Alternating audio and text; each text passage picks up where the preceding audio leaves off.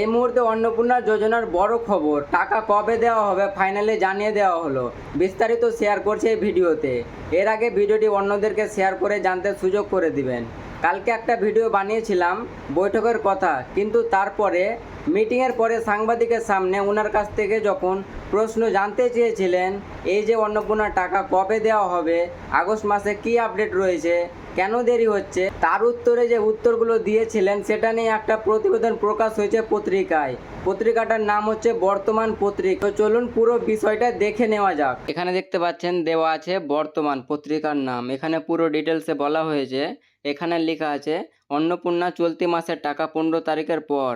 চলতি মাসের অন্নপূর্ণা যোজনার টাকা 15 আগস্টের পরে দেওয়া শুরু করবে রাজ্য, জানিয়েছেন সমাজ কল্যাণ মন্ত্রী মালতী রাভা রায়।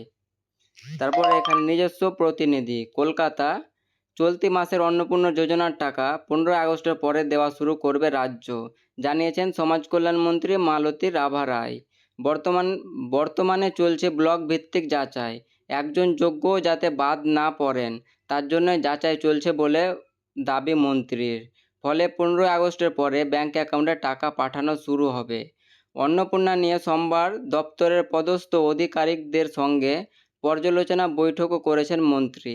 সাধারণ মানুষের কাছে এই প্রকল্পের সুফল পৌঁছে দিতে পদক্ষেপ করার নির্দেশ দিয়েছেন তিনি।